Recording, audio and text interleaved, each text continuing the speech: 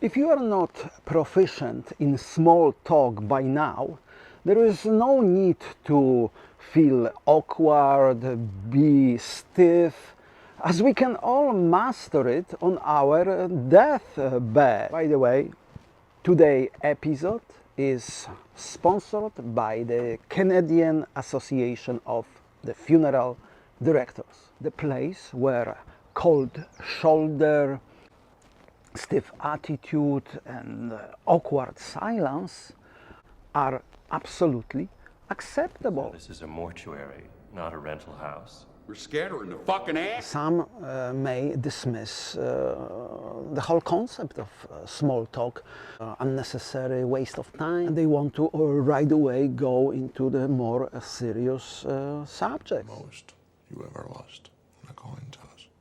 There are the whole nations that just don't participate in that concept. For example, Germans, in Germany at least. Perhaps the Germans lost their concept of small talk because 100 years ago or so, when somebody knocked to your door, and you opened the door and there were those guys in brown uniforms, and they weren't the UPS.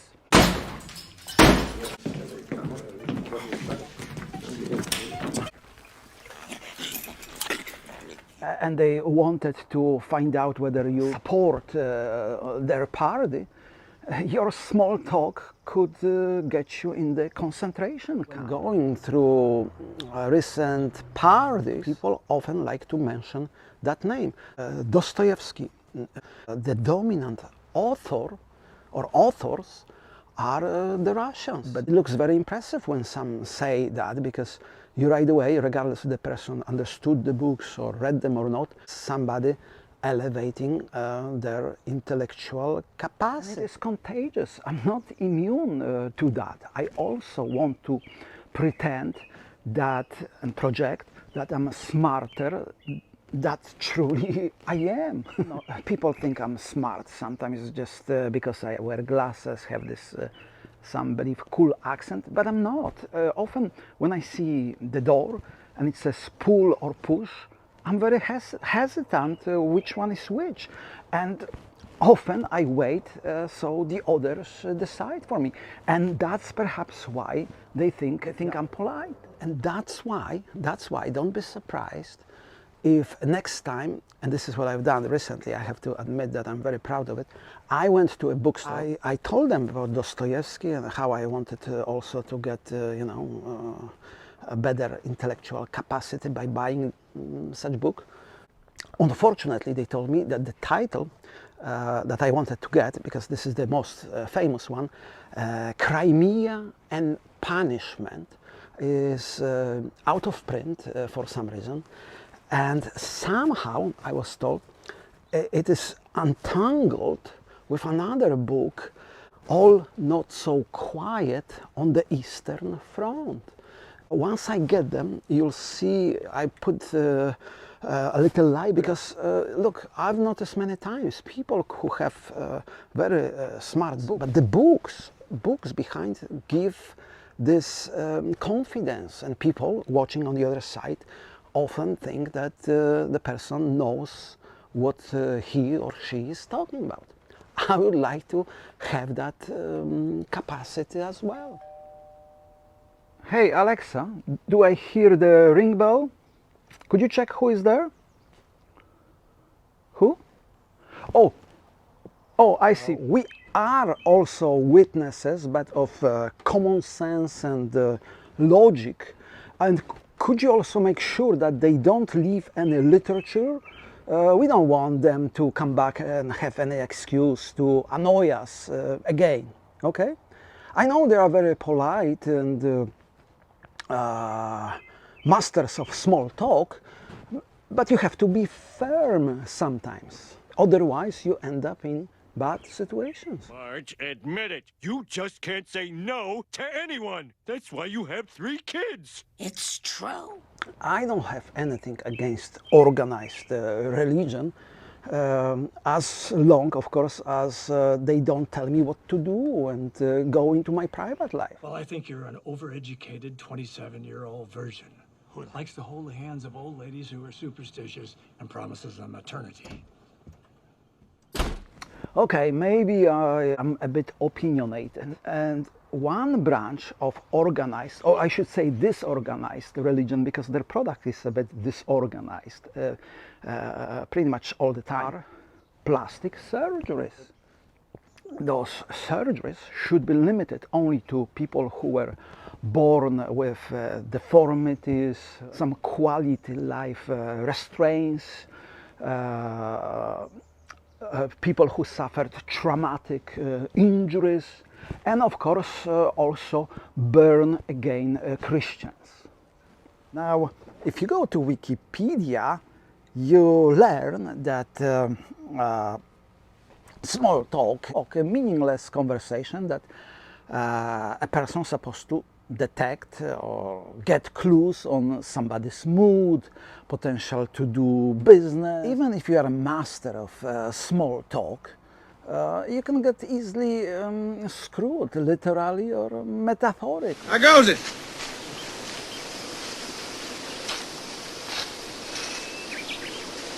What the hell you think you're doing?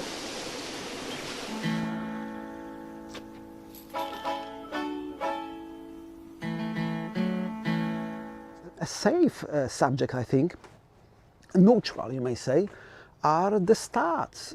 Often you hear in a conversation, an elder person may say, especially a very active, you may call it frisky person, well, the person may tell you, look, an age is just a number. Oh, by the way, Alexa, what's the lifespan here in Canada? What's the average lifespan?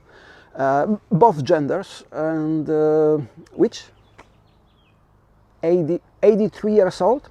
Is that fairly recent? Someone says age being just a number, you may say, you may ask to maintain a good conversation whether that person knows what's the average life. Oh, it's 83, just a number. So the statistics are usually safe bet. The stats published by the current Polish government relate to the safety of Polish women in Poland. According to those stats, the Polish women could feel the safest in Europe. And this is all despite of draconian laws towards reproductive rights. The spousal abuse stats are pretty much non-existent. Does that mean when placed in a worldwide ranking, the Polish women would be just right after Saudi Arabia? I stay away from those dangerous subjects, silence fillers, such as good for you, because that's is very arrogant, I think, because we often don't know what is good for us, and how on earth would we know what's good for somebody else? And I don't know if you hear these birds, but okay, so if you, for example, say to somebody, I sign up for those bird identifying courses. If you say it's good for you, you may not know that the person has sinister ideas, who is pretty much not good for anybody. If you could give him the scientific name for the great crested grebe. Podiceps cristatus. Another question is what you do for a living. And look, we live in a very competitive world. And the question sounds innocent, but usually it is not. So when you, for example, have two middle-aged men, strangers, that they just met recently, question, again, not always, but often, translates to how big mistakes have you made in your life, and are you a bigger loser than myself? I'm not a miracle worker, I'm a janitor. Of course, it has a question like that may have a totally different meaning when you have the opposite sex, because the other person would like to find out whether you are going to be a good provider. In fact, the interesting thing about me is I don't actually do anything. You don't do anything? Actually, no. Nothing? Nope. Another silence filler that I try to stay away, because you cannot be sure who is on the other side. There could be psychopathic characters. So the statement that I try to avoid is saying, "Oh, that's funny," or even worse, "You are funny." What's that, Alexa? No. What? No.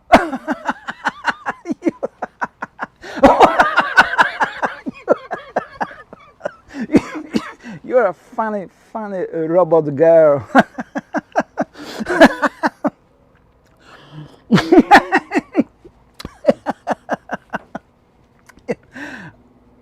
Oh, what? What? No, just the way you tell the story and everything. No, it's funny.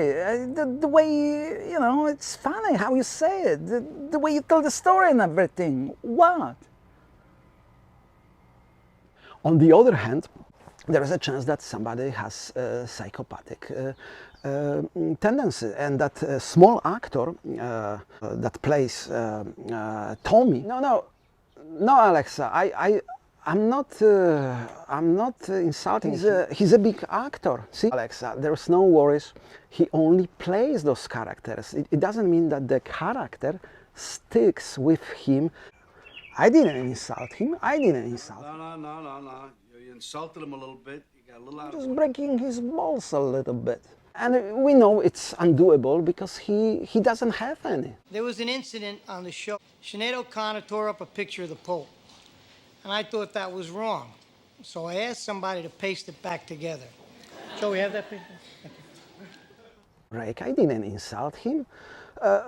Look, if I really wanted to insult him, I would have told him, go home and get that Photoshop retouching box. Even if he is upset and by some remote coincidence he goes after us, I prepared small talk to convince him. Look in your heart. I'm praying to you. Look in your heart. If you are already an adult, whatever you know in small talk. There's no probably point of learning and be more fluent in such small talk.